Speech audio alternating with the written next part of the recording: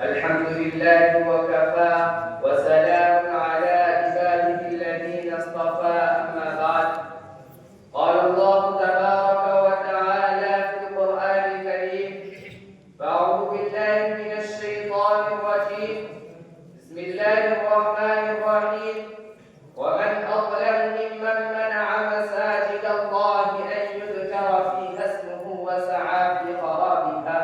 صدق الله العظيم.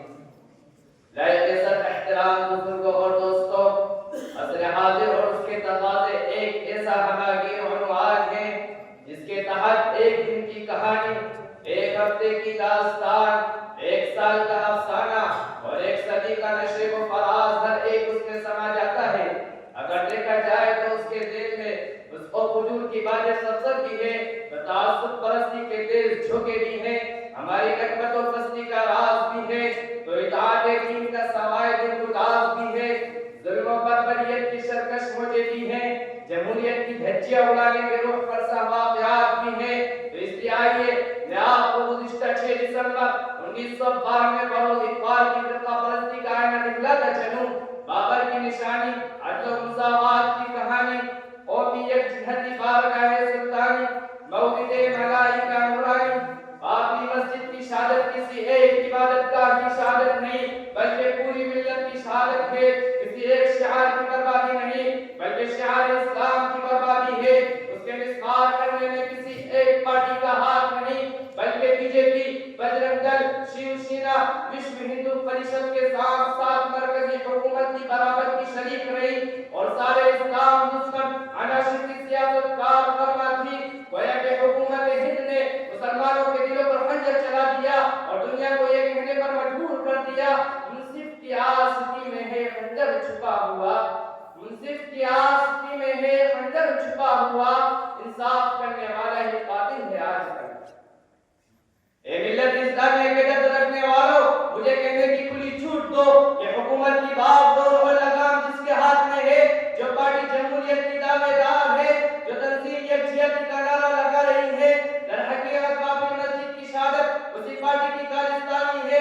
کیا 1949 کے اندر مسجد کی محراب پہ رام کی مورتی نصب کرنے کا دور یاد نہیں؟ کیا مسجد میں تالا لگوانے کی تاریخ بلا دی گئی؟ کیا شیلنگ نیاز کی فرقہ واریت داستان پانی نہ بن گئی؟ کیا مسجد کی 88 بیگھہ زمین کو بی جے پی کی تحویل میں جانا فراموش کر دیا گیا؟ بلاخر 6 دسمبر 1992 بروز اقبال کی تاریخ کیسا گھنا و نجم بن گیا؟ اللہ اللہ، بابری مسجد کے ڈھانے پر نہ غیرت آ سکی، بابری مسجد کے ڈھانے پر نہ غیرت آ سکی، روکنے کو اس کو نہ یوپی حکومت آ سکی، سر پھرے کچھ وحشیوں نے کر دیا اس کو شہید، سر پھرے کچھ وحشیوں نے کر دیا اس کو شہید، کارے سیوک رام کے یہ کر گئے کارے یزید۔ خاندان مغلیہ کی ہر عمارت کا چراغ، خاندان مغلیہ کی ہر عمارت کا چراغ، یہ بجھانے پہ کھلے ہیں اس دلانے بد دماغ۔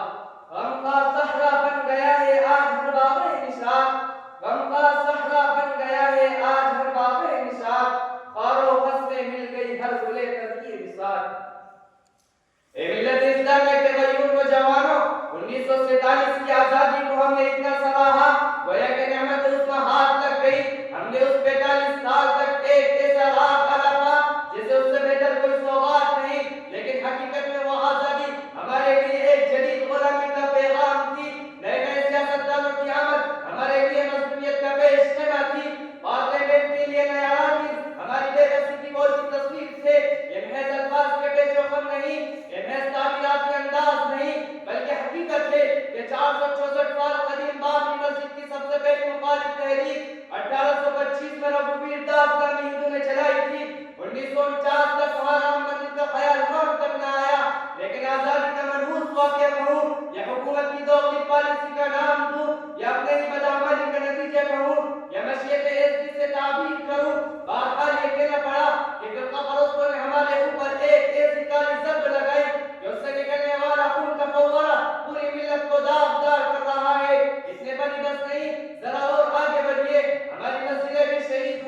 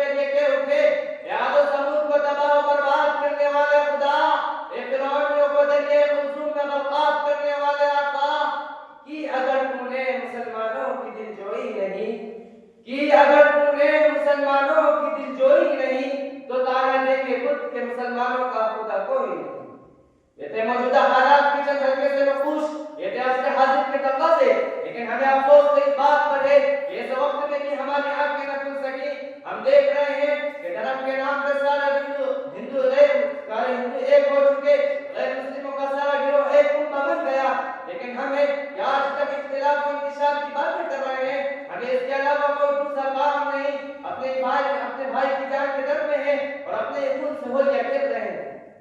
اے وقت کے جانباز مجاہدوں، تم کس کے سارے چین کی نیند سو رہے ہو؟ کیا حکومت پاکستان ہمارے مفاد کی باتیں کر رہی ہے؟ کیا بنگلہ دیش کی سرکار جذبہ قومیت میں کچھ کرنے کو تیار ہے؟ کیا دیگر ممالک اسلامی ہماری اس بربادی پر توجہ دے رہے ہیں؟ نہیں، ہرگز نہیں۔ اگر ہمیں اس دھرتی میں جینے کی تمنا ہے، اگر ہمیں اپنے دین کا پاس و لحاظ ہے، اگر ہمیں اپنی عزت و عصمت عزیز ہے، تو اپنے تحفظ کے لیے، دین کی صیانت کے لیے، اسلامی تہذیب کی اشاعت کے لیے اپنا تحفظ خود کرنا ہوگا۔ آخر کس وقت کا ہمیں انتظار ہے؟ کہ سلطان نور الدین سنگی اور صلاح الدین ایوبی کی تاریخ ہمارے لیے کافی نہیں کہ جب صلاح الدین نے دنیا عرب میں آنکھ کھولی تو بیت المقدس پہ عیسائیوں کا ناجائز قبضہ دیکھا تو تڑپ اٹھا اور اپنی زندگی کی دعائی دیتے ہوئے یہ کہنے لگا، اے مسلمانوں، ہمارا قبلہ اول تو ہمارا انتظار کر رہا ہے اور تیری گوجہ سجدہ مسلمانی سے خالی بنی ہے۔ صلاح الدین تیرے لیے جان کی بازی لگا دے گا، تیری بازیابی کے لیے اپنی جان کی بھیٹ چڑھا دے گا۔ چنانچہ ایسا ہی ہوا۔ اے وقت کے غیور نوجوانوں، کیا بابری مسجد کی شہادت ہم سے ایسی قربانیوں کا مطالبہ نہیں کر رہی؟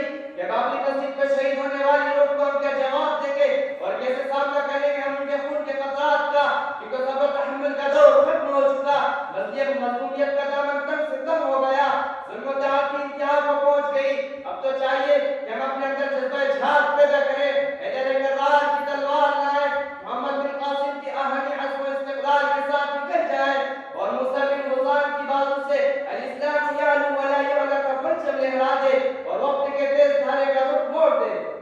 ایک کہانی وقت لکھے گا نئے مضمون کی، ایک کہانی وقت لکھے گا نئے مضمون کی، جس کی سرخی کو ضرورت ہے ہمارے خون کی۔ سامعین کرام، میری تقریر کا مقصد آپ کے جذبات کو ابھارنا نہیں ہے اور نہ ہی آپ کو مشتعل کرنا، بلکہ احساس دلانا ہے ان سوتے ہوئے دلوں کو جو برسوں سے سویا ہوا ہے۔ لوگ دھیرے دے کر جگاتے ہیں لیکن ہمیں احساس تک نہیں ہوتا۔ قرض آپ پر ان اکابرین کا جنہوں نے آزادی کے خاطر خونی ندیاں بہا دی، قرض آپ پر ان ماؤں بہنوں کا جن کے ساتھ زنا بھی جبر کیا گیا، قرض آپ پر ان معصوم بچوں کا جن کو زندہ بھٹی میں جھونک دیا گیا۔ سنیں مسجد عائشہ کی اینٹوں سے کیا صدائیں آ رہی ہیں، حالات کا کیا تقاضا ہے۔ اگر ہم اب نہیں جاگے تو کبھی بھی نہیں جاگیں گے۔ پہلے ہم مثبت انداز میں مقابلہ کریں گے، اکابرین کی تاریخ کو دہرائیں گے، حضور صلی اللہ علیہ وسلم کی سنت کو زندہ کر کر دکھلائیں گے۔ پہلے ہم اخلاق و اتفاق و اتحاد کے ہاتھ کو بڑھائیں گے۔ اگر ہمارے اتفاق و اتحاد کے ہاتھ کو کسی نے کاٹنے کی کوشش کی تو پھر ہماری آپ سے یقین ہوگی۔ بتوں کے شہر میں جا کر خدا کا نام لکھ دینا، بتوں کے شہر میں جا کر خدا کا نام لکھ دینا، جہاں کفر لکھا ہوا اسلام لکھ دینا۔ اگر وہ صلح کے پھولوں کو پیروں سے